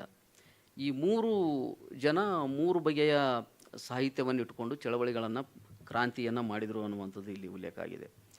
ಸೊ 12ನೇ ಶತಮಾನದಲ್ಲಿ ಈ ಶರಣ ಚಳವಳಿಯ ಒಂದು ಮಾಧ್ಯಮವಾಗಿ ಸ್ವರವಚನ ಬಳಕೆಯಾಗಿದೆ. ಹಾಗಾಗಿ ಈ ಸ್ವರವಚನಗಳನ್ನು ಮೊದಲು ಬಳಸಿದವರು 12ನೇ ಶತಮಾನದ ಶಿವಶರಣರು ಅಂತ ತಿಳ್ಕೊಂಡು ಹೇಳಿದ್ದಾರೆ. ಅದರಲ್ಲೂ ಸಕ್ಲೇಶ್ ಮಾದರ್ಸ ಅನ್ನುವಂಥವ ಸ್ವರವಚನದ ಪ್ರಥಮ ಆದ್ಯ ವಚನಕಾರ ಅನ್ನುವಂಥ ಉಲ್ಲೇಖಗಳು ಅಲ್ಲಲ್ಲಿ ಕಾಣಸಿಗ್ತವೆ ನಮಗೆ. ಈ ಬಸವ ಕಲ್ಯಾಣದಲ್ಲಿ ಬಿಜ್ಜಳನ ಆಸ್ಥಾನದಲ್ಲಿ ಮಂತ್ರಿಯಾಗಿದ್ದಂಥ ಬಸವಣ್ಣನ ನೇತೃತ್ವದಲ್ಲಿ ಈ ಚಳವಳಿ ನಡೀತದೆ. ಆಮೇಲೆ ಶರಣರು ಗದ್ಯ ಪ್ರಕಾರವಾಗಿ ವಚನಗಳನ್ನು ಹಾಡಿನ ಪ್ರಕಾರವಾಗಿ ಸ್ವರವಚನಗಳನ್ನು ತಮ್ಮ ಅಭಿವ್ಯಕ್ತಿಯ ಮಾಧ್ಯಮಗಳಾಗಿ ಬಳಸಿಕೊಂಡಂತೆ ಈ ಶಿವಶರಣರು ಸಾಮಾಜಿಕ ಪಿಡುಗುಗಳಾದಂಥ ಅಸ್ಪೃಶ್ಯತೆ, ಜಾತಿ, ಲಿಂಗ ತಾರತಮ್ಯ, ಕಾಯಕದಲ್ಲಿ ತರತಮ ಭಾವನೆ, ಸ್ತ್ರೀ ವಿಮೋಚನೆ ಇಂಥ ಸಂಗತಿಗಳನ್ನು ಎದುರಿಗೆ ಇಟ್ಟುಕೊಂಡು ಇವುಗಳನ್ನು ಹೋಗಲಾಡಿಸಲಿಕ್ಕೆ ಹೋರಾಡಿದರು. ಈ ಕೊಡೇಕಲ್ ಬಸವಣ್ಣನವರು ಒಂದು ಚಳವಳಿಯನ್ನು ಮಾಡ್ತಾರದು ಭಾವೈಕ್ಯತಾ ಚಳವಳಿ ಅಂತೇಳಿ. 12ನೇ ಶತಮಾನದ ಈ ಶರಣರ ಚಳವಳಿಯ ನಂತರ 15ನೇ ಶತಮಾನದಲ್ಲಿ ಮತ್ತೆ ಅಂಥದ್ದೇ ಒಂದು ಚಳವಳಿಯನ್ನು ಈ ಭಾಗದಲ್ಲಿ ನಡೀತದೆ. ಕೊಡೇಕಲ್, ಸುರಪುರ ತಾಲೂಕಿನ ಕೊಡೇಕಲ್ ಅನ್ನುವಂಥ ಊರಲ್ಲಿ ಅವರು ಕೊಡೇಕಲ್ ಬಸವಣ್ಣವರು ಅಲ್ಲೇ ಇದ್ದದ್ದು. ಈಗಲೂ ಕೊಡೇಕಲ್ದಲ್ಲಿ ಆ ಸಂಸ್ಥಾನ ಇದೆ, ಅಲ್ಲಿ ಪೀಠಾಧಿಪತಿಗಳು ಈಗಲೂ ಇದ್ದಾರೆ. ಗುಲ್ಬರ್ಗ ಜಿಲ್ಲೆಯ ಸುರಪುರ ತಾಲೂಕಿನ ಕೊಡೇಕಲ್ ಗ್ರಾಮದಲ್ಲಿ ಅದರ ನೇತಾರ ಇವರು ಬಸವಣ್ಣನವರೇ ಆಗಿರ್ತಾರೆ, ಕೊಡೇಕಲ್ ಬಸವಣ್ಣನವರು. ಅಲ್ಲಿ ಹಿಂದೂ ಮತ್ತು ಮುಸ್ಲಿಂ ರಾಜ್ಯಗಳ ನಡುವೆ ಮೇಲಿಂದ ಮೇಲೆ ಯುದ್ಧಗಳು, ಈ ವಿಜಯನಗರ ಸಾಮ್ರಾಜ್ಯದ ಸಂದರ್ಭದಲ್ಲಿ ಹಿಂದೂ ಮತ್ತು ಮುಸ್ಲಿಂ ದಾಳಿಗಳು ಹೆಚ್ಚಾಗಿರ್ತವೆ. ಅಲ್ಲಿ ಆಗಾಗ ಈ ದಾಳಿಗಳು ನಡೀತಾ ಇರ್ತವೆ. ಅಲ್ಲಿಯ ಜನರು ಯುದ್ಧದಿಂದ ಭಯಬಿದ್ರು. ಯಾವಾಗ ಯುದ್ಧ ಆಗುತ್ತೋ, ಯಾವಾಗ ಏನಾಗುತ್ತೋ ಅನ್ನುವಂಥ ಒಂದು ಭಯದಲ್ಲಿ ಅವರು ಬದುಕ್ತಾ ಇರ್ತಾರೆ. ಅಂಥ ಸಂದರ್ಭದಲ್ಲಿ ಈ ವಿಜಯನಗರದ ಅರಸರು, ಇನ್ನೊಂದು ಕಡೆ ಬಿಜಾಪುರದ ಆದಿಲ್ ಶಾಹಿಗಳು, ಈ ರಾಜಮನೆತನಗಳು ಮತ್ತು ಇದರ ನಡುವೆ ದಿಲ್ಲಿಯಿಂದ ಬರುವಂಥ ಮುಸ್ಲಿಮರು ದಂಡೆತ್ತಿ ಆಗಾಗ ಬರುವಂಥ ಸಂದರ್ಭದಲ್ಲಿ ಇವೆಲ್ಲವುಗಳಿಗೆ ಅಲ್ಲಿಯ ಜನಸಾಮಾನ್ಯರು ಬದುಕು ಬಹಳ ಭಯಭೀತ ಆಗಿತ್ತು. ಅಂಥ ಸಂದರ್ಭದಲ್ಲಿ ಈ ಜನಸಾಮಾನ್ಯರಲ್ಲಿ ಧೈರ್ಯ ತುಂಬಿ ಹಿಂದೂ ಮತ್ತು ಮುಸ್ಲಿಂ ಜನಾಂಗಗಳ ನಡುವೆ ಒಂದು ಭಾವೈಕ್ಯತೆಯನ್ನು ಬೆಳೆಸಲಿಕ್ಕೆ ಕೊಡೇಕಲ್ ಬಸವಣ್ಣನವರು ಒಂದು ಆಂದೋಲನವನ್ನೇ ಪ್ರಾರಂಭ ಮಾಡಿಬಿಡ್ತಾರೆ. ಅವರು ಇದಕ್ಕೆ ಅವರ ದೊಡ್ಡ ಶಿಷ್ಯ ಪಡೆಯನ್ನೇ ಬೆಂಗಾಲವಾಗಿ ನಿಲ್ತದೆ. ಅದಷ್ಟೇ ಅಲ್ಲದೆ ಅವ್ರ ಮಗ ರಾಚಪ್ಪಯ್ಯ, ಅವನ ಹೆಂಡತಿ ನೀಲಮ್ಮ, ಶಿಷ್ಯರಾದ ತಿಂತಣಿ ಮೋನಪ್ಪಯ್ಯ, ಮಂಟೇಸ್ವಾಮಿ, ಸಂಗಪ್ಪಯ್ಯ ಇವರೆಲ್ಲರೂ ಕೂಡ ಈ ಒಂದು ಆಂದೋಲನಕ್ಕೆ ಬೆಂಬಲವಾಗಿ ನಿಲ್ತಾರೆ. ಆನಂತರ ಕಡ್ಕೊಳ ಮಡಿವಾಳಪ್ಪನವರು ಸಾಮಾಜಿಕ ಸಾಮರಸ್ಯದ ಚಳವಳಿ ಅಂತ ತಿಳ್ಕೊಂಡು ಅವರು ಪ್ರಾರಂಭ ಮಾಡ್ತಾರೆ. ಇವರು ಗುಲ್ಬರ್ಗ ಜಿಲ್ಲೆಯ ಜೇವರ್ಗಿ ತಾಲೂಕಿನ ಸುತ್ತಮುತ್ತಲು ಹಬ್ಬಿಕೊಂಡಿರುವಂಥ ಚಳವಳಿ, ಈ ಜೇವರ್ಗಿ ತಾಲೂಕು, ಯಡ್ರಾಮಿ ಈ ಭಾಗದಲ್ಲಿ ಅವರು ಚಳವಳಿಯನ್ನು ಮಾಡ್ತಿರ್ತಾರೆ. ಅದು ನಮ್ಮೂರಿನಿಂದ ಒಂದು 3 ಕಿಲೋಮೀಟ್ರ್ ದೂರದಲ್ಲಿ ಕಡ್ಕೊಳ ಅಂತಿದೆ. ಕಡ್ಕೊಳದಲ್ಲಿ ಈಗಲೂ ಮಠ ಇದೆ. ನಾವೆಲ್ಲ ಮಡಿವಾಳಪ್ಪನವರ ಪರಿಸರದಲ್ಲೇ ಬೆಳೆದಂಥವ್ರು. ಈಗಲೂ ಕೂಡ ನಮ್ಮೂರಲ್ಲಿ ಎಲ್ಲ ಮಡಿವಾಳಪ್ಪನವರ ಹಾಡುಗಳೇ ಹಾಡೋದು ಪ್ರತಿ ಸಂದರ್ಭದಲ್ಲಿ. ಸೊ ಹೀಗಾಗಿ ಆ ಪ್ರಭಾವ ನಮ್ಮ ಮೇಲೆ ಹೆಚ್ಚು ಬೀರಿದೆ. ಮಡಿವಾಳಪ್ಪನವರ ಒಂದು ಪ್ರಭಾವ ನಮ್ಮಲ್ಲಿದೆ. ಈ ಕಡ್ಕೊಳ ಮಡಿವಾಳಪ್ಪನವರಲ್ಲಿ ನಡೆದಂಥ ಈ ಸಾಮಾಜಿಕ ಸಾಮರಸ್ಯದ ಚಳವಳಿ, ಇಲ್ಲಿ ಪ್ರತಿಭಾವಂತರು ಎಲ್ಲರೂ ಒಂದು ಕಡೆ ಕೂಡಿ ಈ ಚಳವಳಿಯಲ್ಲಿ ಭಾಗವಹಿಸ್ತಾರೆ. ಈ ಕಡ್ಕೊಳ ಮಡಿವಾಳಪ್ಪನವರು ಈ ಮುಸ್ಲಿಂ ಸಮುದಾಯಕ್ಕೆ ಸೇರಿರುವಂಥ ಚನ್ನೂರು ಜಲಾಲ್ ಸಾಹೇಬು, ಅಂಬಿಗ ಮತಕ್ಕೆ ಸೇರಿದಂಥ ದನ ಕಾಯುವ ಕಡ್ಲೇವಡದ ಸಿದ್ದಪ್ಪ, ಬ್ರಾಹ್ಮಣ ಸಮುದಾಯಕ್ಕೆ ಸೇರಿದ ಕೈನೂರು ಕೃಷ್ಣಪ್ಪ, ಹೂಗಾರ್ ಸಮುದಾಯಕ್ಕೆ ಸೇರಿದ ತೆಲುಗುಬಾಳ ರೇವಪ್ಪ, ಹೀಗೆ 10 ಜನರನ್ನು ಸೇರಿಸ್ಕೊಂಡು, ಅಂದರೆ ಬೇರೆ ಬೇರೆ ಜನಾಂಗ, ಬೇರೆ ಬೇರೆ ಜಾತಿ, ಬೇರೆ ಬೇರೆ ಧರ್ಮದ ಎಲ್ಲರನ್ನು ಸೇರಿಸ್ಕೊಂಡು ಒಂದು ಸಾಮರಸ್ಯದ ಒಂದು ಚಳವಳಿಗೆ ಮುಂದಾಗ್ತಾರೆ. ಮತ್ತು ಅವರ ಶಿಷ್ಯ ಪರಂಪರೆಯಲ್ಲಿ ಇವರೇ ಬಹಳ ಪ್ರಮುಖರಾಗಿರೋದ್ರಿಂದ ಎಲ್ಲರೂ ಇವರನ್ನು ಅನುಸರಿಸ್ತಾರೆ ಮತ್ತು ಇವರು ಹೇಳೋದನ್ನು ಕೇಳ್ತಿರ್ತಾರೆ. ಹೀಗಾಗಿ ಈ ಕರ್ನಾಟಕದಲ್ಲಿ ಈ ಮಡಿವಾಳಪ್ಪನವರ ಒಂದು ಪ್ರಭಾವ ತತ್ವಪದದಲ್ಲಿ ಹೆಚ್ಚಿಂದನ್ನು ಕಾಣ್ತಿರ್ತೀವಿ. ಹಾಗೆ ಚನ್ನೂರು ಜಲಾಲ್ ಸಾಹೇಬರು ಕೂಡ ಇಡೀ ಕರ್ನಾಟಕದಲ್ಲಿ ಕಾಣಿಸಿಕೊಂಡಂಥ ಮೊದಲ ಮುಸ್ಲಿಮ ತತ್ವಪದಕಾರ ಅನ್ನುವಂಥ ಹೆಸರನ್ನು ಕೂಡ ಆತ ಪಡೆದುಕೊಳ್ತಾನೆ. ಆಮೇಲೆ ಈ ಮುಸ್ಲಿಂ ತತ್ವಪದಕಾರರ ಕನ್ನಡ ಬಳಕೆ ಮತ್ತು ಧಾರ್ಮಿಕ ಸಾಮರಸ್ಯ ಚಳವಳಿ ಅಂಥೇಳಿ ಪ್ರಾರಂಭ ಆಗ್ತದೆ. ಇದು 1900 ನಂತರ ಕಲ್ಯಾಣ ಕರ್ನಾಟಕ ಭಾಗದಲ್ಲಿ ಹಿಂದೂ ಮತ್ತು ಮುಸ್ಲಿಮರ ನಡುವೆ ಅಗಾಧ ಪ್ರಮಾಣದಲ್ಲಿ ಸಂಘರ್ಷಗಳು ಆಗ್ತಾ ಇರ್ತವೆ. ಹಾಗೆ ಈ ಸಮುದಾಯಗಳ ನಡುವೆ ಸಾಮಾಜಿಕ ಸಾಮರಸ್ಯವನ್ನು ಕಾಪಾಡಿಕೊಂಡು ಬರಲಿಕ್ಕೆ ಅನೇಕ ಪ್ರಯತ್ನಗಳು ಕೂಡ ಅಲ್ಲಿ ನಡೀತವೆ. ಈ 1900 ನಂತರ ಕಾಣಿಸಿಕೊಂಡಂಥ ಈ ಗ್ರಾಮಾಂತರ ಪ್ರತಿಭಾವಂತ ಮುಸ್ಲಿಂ ತತ್ವಪದಕಾರರು ಏನಿದ್ದಾರೆ, ಅವರು ಕೊಡುಗೆ ಬಹಳ ಗಮನಾರ್ಹವಾದದ್ದು ಅನ್ನುವಂಥದ್ದು. ಅವರು ಕನ್ನಡದ ತತ್ವಪದಗಳು ಭಾಷೆ ಮತ್ತು ವಿಷಯದ ದೃಷ್ಟಿಗಳಿಂದ ಮಹತ್ವ ಪಡೆದುಕೊಳ್ಳೋದು. ಅವರು ಕನ್ನಡ ಮತ್ತು ಉರ್ದು, ಹಿಂದಿ ಇವುಗಳನ್ನೆಲ್ಲ ಮಿಕ್ಸ್ ಮಾಡಿ ಬರಿತಾ ಇರ್ತಾರೆ. ಅದಕ್ಕೆ ಸಂಬಂಧಪಟ್ಟಂಥ ಒಂದು ತತ್ವಪದ ನಾನು ನಿಮಗೆ ಆಮೇಲೆ ಹೇಳ್ತೀನಿ ಅದನ್ನು, ಅವರು ಭಾಷೆಯನ್ನು ಹೆಂಗೆ ಬಳಸ್ಕೊಳ್ತಾ ಇದ್ರು ಅನ್ನುವಂಥದ್ದನ್ನು. ಸೊ ಇವರೆಲ್ಲ ಸೇರಿಕೊಂಡು ಈ ಧಾರ್ಮಿಕ ಸಾಮರಸ್ಯದ ಪ್ರಯತ್ನವನ್ನು ಮಾಡ್ತಾ ಇರ್ತಾರೆ. ಸಾವಳಗಿ ಮೊಹಮ್ಮದ್ ಸಾಬ್, ಮಹಾಗಾಂವದ ಮೀರ್ ಸಾಬ್, ಕೊಳ್ಳೂರು ಹಸನ್, ದ್ಯಾಗಾಯಿ ಹಜರತ್ ಸಾಬ್, ಮೋಟ್ನಳ್ಳಿ ಹಸನ್ ಸಾಬ್, ಬೇನೂರಿನ ಕಾಕಿಗುರು, ಇಂಥ ಅನೇಕ ಜನರು ಈ ಮುಸ್ಲಿಂ ತತ್ವಪದಕಾರರು ಸೇರಿಕೊಂಡು ಈ ಕನ್ನಡದಲ್ಲಿ ತತ್ವಪದಗಳನ್ನು ರಚನೆ ಮಾಡುವಂಥದ್ದು. ಮತ್ತು ಅನೇಕ ಹಿಂದೂ ದೇವರುಗಳ ಹೆಸರುಗಳನ್ನು ಅಂಕಿತವಾಗಿ ಬಳಸ್ಕೊಂಡು ಇವರು ಆಗ ತತ್ವಪದಗಳನ್ನು ರಚನೆ ಮಾಡ್ತಿರ್ತಾರೆ. ಇದು ಒಂದು ಸಾಮರಸ್ಯವನ್ನು ಮೂಡಿಸಲಿಕ್ಕೆ ಬಹಳ ಮಹತ್ವದ ಪಾತ್ರ ವಹಿಸ್ತದೆ ಅನ್ನುವಂಥದ್ದು. ಜೊತೆಗೆ ಇವರೆಲ್ಲ ಶರಣರ ತತ್ವಗಳನ್ನು ಮುಂದಿಟ್ಟುಕೊಂಡು ತತ್ವಪದಗಳನ್ನು ರಚನೆ ಮಾಡ್ತಿರ್ತಾರೆ. ಶರಣರನ್ನೇ ಆದರ್ಶಪ್ರಾಯರನ್ನಾಗಿ ಇವರು ಇಟ್ಕೊಳ್ತಾರೆ. ಆಮೇಲೆ ಈ ದಲಿತ ತತ್ವಪದಕಾರರ ಆತ್ಮೋನ್ನತಿ ಮತ್ತು ಅಂತರಂಗ ವಿಕಾಸ ಚಳವಳಿ ಅಂತ ಪ್ರಾರಂಭ ಕಲ್ಯಾಣ ಕರ್ನಾಟಕದಲ್ಲಿ. ನಮ್ಮ ಕಲ್ಯಾಣ ಕರ್ನಾಟಕ ಭಾಗದಲ್ಲಿ ಬಹಳಷ್ಟು ಜನ ದಲಿತ ಕವಿಗಳು ತತ್ವಪದಗಳನ್ನು ರಚನೆ ಮಾಡಿದ್ದಾರೆ. ಹೀಗಾಗಿ ಈ ದಲಿತರಲ್ಲಿ ಒಂದು ಕೀಳರಿಮೆ ಮನೋಭಾವ ಇತ್ತು. ಅವರು ಆ ಕೀಳರಿಮೆ ಮನೋಭಾವವನ್ನು ಮೆಟ್ಟಿ ನಿಂತು ತಮ್ಮ ಆತ್ಮೋನ್ನತಿಯನ್ನು ಮಾಡಿಕೊಳ್ಳುವುದರ ಜೊತೆಗೆ ತಮ್ಮ ಅಂತರಂಗದ ವಿಕಾಸವನ್ನು ಮಾಡಲಿಕ್ಕೆ ಅವರು ಕೂಡ ಈ ತತ್ವಪದವನ್ನು ಸಾಧನವಾಗಿ ಬಳಸ್ಕೊಂಡು ತತ್ವಪದಗಳನ್ನು ಬರೀತಾರೆ ಅವರು. ಸೊ ಹೀಗೆ ಮುಂದುವರೆದಂಥ ಈ ತತ್ವಪದ ಚಳವಳಿಗಳು ನಮ್ಮ ಕಲ್ಯಾಣ ಕರ್ನಾಟಕ ಭಾಗದಲ್ಲಿ ಒಂದಿಷ್ಟು ಸಾಮರಸ್ಯವನ್ನು ಮೂಡಿಸಲಿಕ್ಕೆ ಬಹಳ ಮಹತ್ವದ ಪಾತ್ರವನ್ನು ವಹಿಸ್ತವೆ ಅನ್ನುವಂಥದ್ದನ್ನು ನಾನಿಲ್ಲಿ ತಮ್ಮ ಜೊತೆಗೆ ಹೇಳ್ತಾ, ಈಗ ಈ ನಮ್ಮ ಕೆಲವೊಂದು ತತ್ವಪದಗಳನ್ನು ನಿಮ್ಮ ಮುಂದೆ ನಾನು ಓದಿ ಹೇಳ್ತೀನಿ. ಅವುಗಳನ್ನು ಹೇಳಬೇಕು ಅಂತ ಅನಿಸ್ತು, ಯಾಕಂದರೆ ಈಗ ಟಿಕ್ ಮಾಡಿಟ್ಟಿದ್ದೆ ನಾನು. ಈ ಕಡ್ಕೊಳ ಮಡಿವಾಳಪ್ಪನವರ ಒಂದು ತತ್ವಪದವನ್ನು ತುಂಬ ಅರ್ಥಗರ್ಭಿತವಾಗಿ, ಆಮೇಲೆ ಈ ತತ್ವಪದಗಳು ಕೆಲವೊಂದು ಸಲ ನಮಗೆ ಅರ್ಥ ಆಗೋದಿಲ್ಲ. ಅವುಗಳ ಏನೋ ಅರ್ಥ ಇರ್ತದೆ, ನಮಗೆ ಅರ್ಥ ಆಗೋದಿಲ್ಲ. ಅವರೇನೋ ಹೇಳಿರ್ತಾರೆ, ಅದು ಭಾಳ ಅನುಭವಿಗಳಿಗೆ ಅದು ಅರ್ಥ ಆಗುವಂಥದ್ದು. ಬಹುಶಃ ಮಲ್ಲೇಪುರಂ ಸರ್ ಅಂಥವ್ರಿಗೆ ಮತ್ತು ನಿಮ್ಮಂಥವ್ರಿಗೆ ಅವುಗಳು ಈಗ ನನಗೂ ಕೆಲವೊಂದು ಸಲ ಓದುವಾಗ ಅವುಗಳ ಅರ್ಥ ಗೊತ್ತಾಗಿಲ್ಲ. ಕೆಲವೊಂದು ಸರಳವಾಗಿ ಅರ್ಥ ಆಗ್ತಿರ್ತವೆ. ಸೊ ನೀವು ಏನಾದರೂ ಪ್ರಶ್ನೆ ಕೇಳಿದ್ರೆ ಬಹುಶಃ ನನಗೆ ಅದರಲ್ಲಿ ಉತ್ತರ ಕೊಡಲಿಕ್ಕೆ ಆಗಲಿಕ್ಕಿಲ್ಲ. ಅದಕ್ಕೆ ಗುರುಗಳಲ್ಲಿ ಕುಂತಿದ್ದಾರೆ ಮಲ್ಲೇಪುರಂ ಸರ್ ಅವರು, ನೀವೇನು ಕೇಳಿದ್ರು ಅವರನ್ನೇ ಬಳಸ್ಕೋಬೇಕು. ಈ ನಮ್ಮಲ್ಲಿ ಈ ಮುಟ್ಟಿ ತಟ್ಟಿ ಶೀಲ ಅಂತೆಲ್ಲ ಕರಿತೀವಿ. ಮುಟ್ಟಿ ತಟ್ಟಿ ಅಸ್ಪೃಶ್ಯತೆ ಅನ್ನುವಂಥದ್ದು ತುಂಬ ಹಿಂದಿನ ಕಾಲದಲ್ಲಿ ಅದು ಬಹಳ ಇತ್ತು. ಈಗ ಕಡಿಮೆಯಾಗಿದೆ ಮತ್ತು ಅದು ಬೇರೆ ಸ್ವರೂಪದಲ್ಲಿ ಈಗ ಬಳಕೆಯಾಗ್ತಾ ಇದೆ. ಅಸ್ಪೃಶ್ಯತೆ ಅನ್ನುವಂಥದ್ದು ಈಗ ಸಾಮಾಜಿಕವಾಗಿ ಇಲ್ಲ, ಅಂತರಂಗದಲ್ಲಿ ಅಸ್ಪೃಶ್ಯತೆ ಈಗ ಆಚರಣೆಯಲ್ಲಿದೆ. ಅದು ಮೊದಲಿಗಿಂತಲೂ ಹೆಚ್ಚಿನ ಪ್ರಮಾಣದಲ್ಲಿ ಅಂತರಂಗದಲ್ಲಿ ಇದು. ಮೊದಲು ಅದು ಬಹಿರಂಗದಲ್ಲಿತ್ತು, ನೀನು ನನ್ನ ಮುಟ್ಬೇಡ ಅಂತ ಇತ್ತು, ನೀನು ನಮ್ಮ ಮನೆಯಲ್ಲಿ ಊಟ ಮಾಡಬೇಡ ಅಂತಿತ್ತು, ಅಥವಾ ನಮ್ಮ ಸರಿಸಮಾನ ಕೂತ್ಕೋಬೇಡ ಅಂತಿತ್ತು. ಸೊ ಇದು ಬಹಿರಂಗವಾಗಿ ಇತ್ತು ಅಸ್ಪೃಶ್ಯತೆ. ಈಗ ಅದಕ್ಕಿಂತ ಹೆಚ್ಚಿನ ಪ್ರಮಾಣದಲ್ಲಿ ನಮ್ಮ ಅಂತರಂಗದಲ್ಲಿದೆ. ನಾವು ಹೆಗಲ ಮೇಲೆ ಕೈ ಹಾಕ್ಕೊಂಡಿರ್ತೀವಿ, ಎಲ್ಲಿ ಚೂರಿ ಚುಚ್ಚಿರ್ತೀವೋ ಗೊತ್ತಾಗೋದಿಲ್ಲ. ಸೊ ಆ ಥರದ್ದು ಒಂದು ಸನ್ನಿವೇಶಗಳು ಈಗ ಇವೆ. ಸೊ ಇವರು ಎಷ್ಟು ಚೆನ್ನಾಗಿ ಹೇಳ್ತಾರೆ ಇವರು ಕಡ್ಕೊಳ ಮಡಿವಾಳಪ್ಪನವರು ಅನ್ನುವಂಥದ್ದು. ಮುಡುಚೊಟ್ಟಿನೊಳ ಬಂದು ಮುಟ್ಟಿ ತಟ್ಟಿ ಎನ್ನುತ್ತೀರಿ, ಮುಡುಚಟ್ಟು ಎಲ್ಲಾದ ಹೇಳಣ್ಣ, ಮುಟ್ಟಾದ 3 ದಿನಕ್ಕೆ ಹುಟ್ಟಿ ಬಂದಿದಿ ನೀನು, ಮುಡುಚಟ್ಟು ಎಲ್ಲಾದ ಹೇಳಣ್ಣ. ಅವ್ರು ಹಾಡ್ತಾರೆ. ಇವೆಲ್ಲ ನಮ್ಮ ಕಡೆ ಈ ದಾಟಿ ಒಳಗೆ ಹಾಡ್ತಾರೆ ಅನ್ನೋ ಕಾರಣಕ್ಕಾಗಿ ನಿಮ್ಗೆ ಹಾಡಿ ತೋರಿಸ್ತಿದ್ದೆ ನಾನು. ಎಲ್ಲ ಹಾಡುಗಳಿಗೆ ನನ್ನಲ್ಲಿ ದಾಟಿ ಇಲ್ಲ, ಬಟ್ ನಮ್ಮೂರಲ್ಲಿ ಭಜನೆ ಪದಗಳಲ್ಲಿ ಎಲ್ಲ ಹಾಡ್ತಿರ್ತಾರೆ. ಅಂದರೆ ಈ ಮುಡುಚಟ್ಟು ಅನ್ನೋದು ಎಲ್ಲಿ ಅದ, ನೀವು ಮುಟ್ಟಿ ತಟ್ಟಿ ಯಾಕಂತೀರಿ, ಮುಡುಚಟ್ಟಿನೊಳಗೆ ಹುಟ್ಟಿ ಬಂದಿದ್ವಿ ನಾವೆಲ್ಲ ಅನ್ನೋದಕ್ಕೆ. ಅವರು ಮುಂದುವರೆದು ಹೇಳ್ತಾರೆ, ತೊಗಲೋಳು ತೊಗಲು ಹೊಕ್ಕು ತಗಲಿ ಬಂದವ ನೀನು, ತಗಲ ಮಾಡುವುದೇನಣ್ಣ, ಇದರ ಬಗೆಯ ತಿಳಿಯದೆ ಒಗದು ಮಾತಾಡಿದರೆ ನಗಿಗೇಡಿ ಕಾಣುತ್ತಾದಣ್ಣ ಅಂತ. ಊರ ನರಕವ ತಿಂದು ಬೋರ್ಯಾಡ್ ಹಿಂಡುವ ಎಮ್ಮೆ, ಹಾಲಿನ ಸವಿ ನೋಡೋಣ.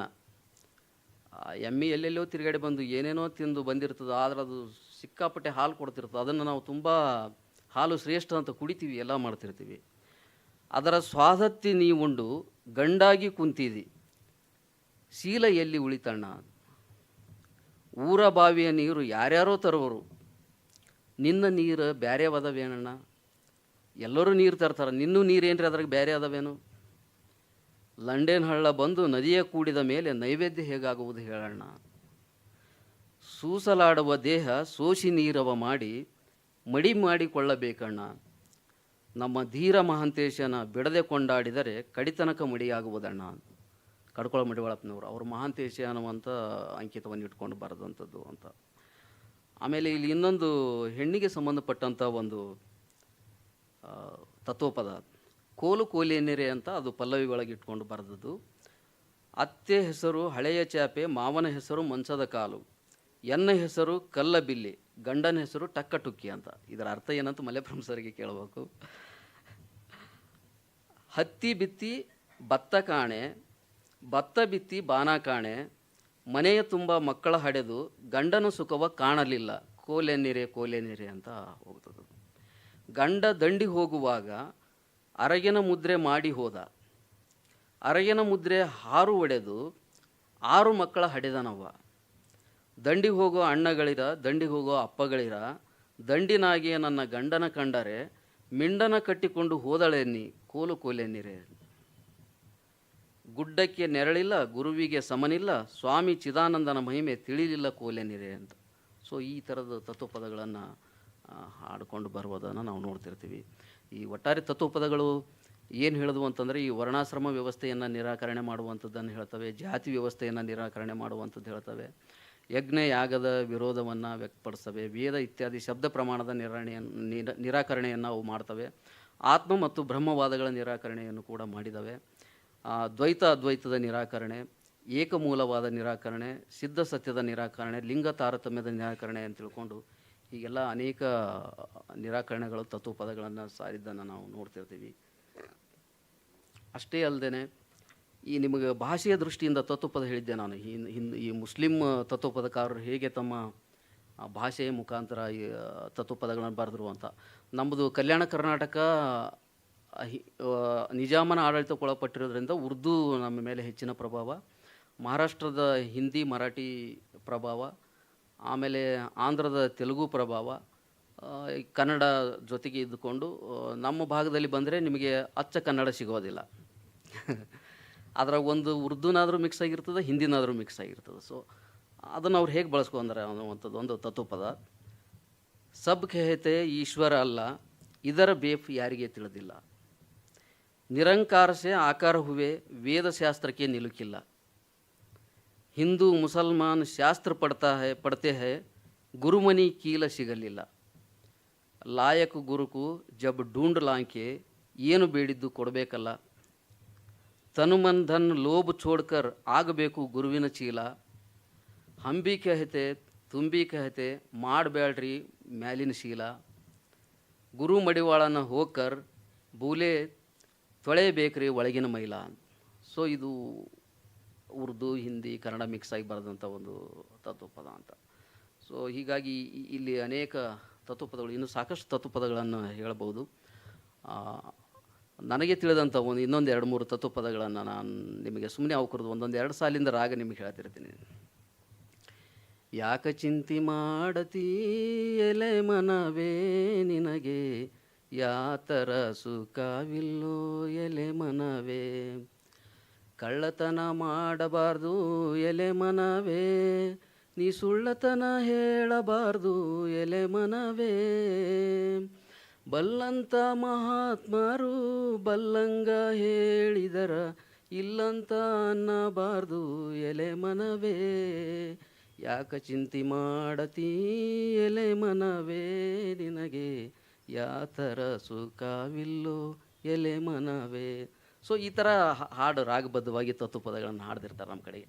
ಇನ್ನೂ ಭಾಳಷ್ಟು ರಾಗಬದ್ಧವಾಗಿ ತತ್ವಪದಗಳಾಗಿವೆ, ಈ ಸಮಯದ ಅಭಾವ ಇರೋದರಿಂದ. ಹಾಗೆಯೇ ಈ ಲಿಂಗ ಪೂಜೆಯ ಮಾಡಲಿಲ್ಲಲ್ಲೋ ಮಂಗ, ಅದಕ್ಕ ನಿನಗೊಲಿಲಿಲ್ಲೋ ಕೂಡಲ ಸಂಗ. ಸೊ ಈ ಥರದ ಇನ್ನೂ ಹಾಡುಗಳು ಭಾಳಷ್ಟು ಇದ್ದಾವೆ. ಸೊ ಈ ಒಂದು ರಾಷ್ಟ್ರೀಯ ವಿಚಾರ ಸಂಕಿರಣದಲ್ಲಿ ನನ್ನನ್ನು ಕರೆಯಿಸಿ ಇಂಥ ಒಂದು ದೊಡ್ಡ ವೇದಿಕೆಯ ಮೇಲೆ ನಿಲ್ಲಿಸಿ ನಿಮ್ಮಂಥ ಎಲ್ಲ ಹಿರಿಯರ ಮುಂದೆ ನನಗೆ ಮಾತನಾಡಲಿಕ್ಕೆ ಹಚ್ಚಿರುವಂಥ ನನ್ನ ವಿದ್ಯಾಗುರುಗಳು, ನನ್ನ ಮಹಾಗುರುಗಳು, ಮಾರ್ಗದರ್ಶಕರು ಆಗಿರುವಂಥ ಪ್ರೊಫೆಸರ್ ಮಲ್ಲೇಪುರಂ ಸರ್ ಅವರು ನಾನು ಸದಾ ಸ್ಮರಿಸ್ತಾನೆ ಇರ್ತಿರ್ತೀನಿ. ನನಗೆ ಓದಲಿಕ್ಕೆ ಬರೀಲಿಕ್ಕೆ ಹಚ್ಚಿದವರೇ ಅವರು. ನಾನು ಸಾಹಿತ್ಯದ ವಿದ್ಯಾರ್ಥಿ ಆಗ್ತಿದ್ನೋ ಎಲ್ಲೋ ಗೊತ್ತಿರಲಿಲ್ಲ. ನನಗೆ 2011ರಲ್ಲಿ 2008ರಲ್ಲಿ ಗುರುಗಳ ಪರಿಚಯ ಆಯಿತು. ಅವ್ರ ಮೇಲೆ ನಾನು PhD ಕೈಗೊಂಡೆ. ಆಮೇಲೆ ನೀನು ಬರಿತೀಯ, ನಿನ್ನಲ್ಲಿ ಬರವಣಿಗೆ ಇದೆ ಅಂತ ಹೇಳಿ ನನ್ನ ಕೈಲಿ ಪುಸ್ತಕ ಬರೆಸಿ ಫಸ್ಟ್ ಅವರೇ ಪ್ರಿಂಟ್ ಮಾಡಿದ್ರು. ಆಮೇಲೆ ಓದು ಬರಹ ಕಲಿಸೋದ್ರ ಜೊತೆಗೆ ಬರೀ ಓದು ಬರಹ ಬೇಡ, ಮಾತಾಡೋದು ಕಲಿಬೇಕು, ಬರೀ ಪಾಠ ಮಾಡಿದ್ರೆ ಸಾಕಾಗಲ್ಲ ಅಂಥೇಳಿ ಆಗಾಗ ಅಲ್ಲೆಲ್ಲಿ ವೇದಿಕೆಗಳನ್ನು ಕಲ್ಪಿಸಿ ನನಗೆ ಮಾತನಾಡ್ಲಿಕ್ಕೆ ಕೂಡ ಹಚ್ಚಿದವರು ಅವರೇ. ಸೊ ನಾನು ಮಾತಾಡೋದ್ರಲ್ಲಿ ಏನಾದರೂ ತಪ್ಪುಗಳಾಗಿದ್ದರೆ ಅಥವಾ ಸರಿ ಇಲ್ಲದೇ ಇದ್ದಲ್ಲಿ ಅವುಗಳನ್ನು ತಾವು ಮುಕ್ತವಾಗಿ ಹೇಳಿದ್ರು ನಾನು ಅವುಗಳನ್ನು ತಿದ್ದುಕೊಳ್ಳೋಕ್ಕೆ ಪ್ರಯತ್ನ ಮಾಡ್ತೀನಿ. ಪ್ರಶ್ನೆಗಳು ಬಂದಲ್ಲಿ ನನಗೆ ಉತ್ತರಿಸ್ಲಿಕ್ಕೆ ಆಗದೇ ಇದ್ದಂಥ ಸಂದರ್ಭದಲ್ಲಿ ನಾನು ಮಹಾಗುರುಗಳ ಮೊರೆ ಹೋಗಬೇಕಾಗ್ತದೆ. ಈ ಸೆಮಿನಾರ್ಗೆ ನನ್ನ ಹೆಸರು ಇರಲಿಲ್ಲ, ನಾನು ಬೇರೆಯವರು ಬರಬೇಕಾಗಿತ್ತು. ಈ ಕ್ರಿಕೆಟ್ನಲ್ಲಿ ಎಕ್ಸ್ಟ್ರಾ ಪ್ಲೇಯರ್ ಅಂತ ಇರ್ತಾರೆ ಒಬ್ಬರು, ಗಾಯಗೊಂಡ ಒಬ್ಬ ಆಟಗಾರ ಗಾಯಗೊಂಡ ಅಂತಂದರೆ ಆತನಿಗೆ ಬದಲಿ ಆಟಗಾರನ ತಂದು ಆಡಿಸುವಂಥದ್ದು. ಹೀಗಾಗಿ ನಾನು ಎಕ್ಸ್ಟ್ರಾ ಪ್ಲೇಯರ್ ಆಗಿ ಈ ಸೆಮಿನಾರ್ನಲ್ಲಿ ಭಾಗವಹಿಸಿದ್ದೀನಿ. ತುಂಬ ಖುಷಿ ಕೊಟ್ಟಿದೆ ತಮ್ಮ ಮುಂದೆ ಮಾತಾಡಿದ್ದು. ಯಾಕಂದರೆ ಇಲ್ಲಿ ಇರೋರೆಲ್ಲರೂ ಹಿರಿಯರು ಮತ್ತು ಎಲ್ಲರೂ ಅನುಭವಿಗಳು ಇರೋದರಿಂದ ನಾನೇ ಅನನುಭವಿ ನಿಮ್ಮ ಮುಂದೆ ಮಾತಾಡೋದು ಎಷ್ಟು ಸರಿ ಅಂತ ನನಗೆ ಅನಿಸಿದೆ. ಅದಕ್ಕಾಗಿ ಭಾರತೀಯ ವಿದ್ಯಾಭವನಕ್ಕೆ, ಅದರ ಎಲ್ಲ ಪದಾಧಿಕಾರಿಗಳಿಗೆ ಮತ್ತು ವಿಶೇಷವಾಗಿ ನಮ್ಮ ನಾಗಲಕ್ಷ್ಮಿ ಮೇಡಮ್ ಅವರು ಮಾತೃ ಹೃದಯ ಅವ್ರದ್ದು ನನ್ನನ್ನು ಪದೇ ಪದೇ ನೆನಪು ಮಾಡಿ ಎಲ್ಲ ವಿಷಯಗಳನ್ನು ಅಪ್ಡೇಟ್ ಮಾಡಿ, ಮತ್ತು ಪ್ರಕಾಶ್ ಕಾಮತ್ ಸರ್ ಅವರು, ಆಮೇಲೆ ಶ್ರೀರಾಮುಲು ಸರ್ ಅವರು ಎಲ್ಲರೂ ತುಂಬ ನನಗೆ ಸಹಕರಿಸಿ ಇಲ್ಲಿಗೆ ತಂದು ನಿಲ್ಲಿಸಿ ನನಗೆ ಮಾತನಾಡೋಕ್ಕೆ ಅವಕಾಶ ಕೊಟ್ಟಿದ್ದೀರಿ. ಹೀಗಾಗಿ ತಮ್ಮೆಲ್ಲರಿಗೂ ಮತ್ತು ನಿಮ್ಮೆಲ್ಲರಿಗೂ ವಂದಿಸಿ ನಮ್ಮ ಪ್ರಣಾಮಗಳನ್ನು ಸಲ್ಲಿಸಿ ನನ್ನ ಮಾತುಗಳನ್ನು ಮುಗಿಸ್ತೇನೆ. ನಮಸ್ಕಾರ.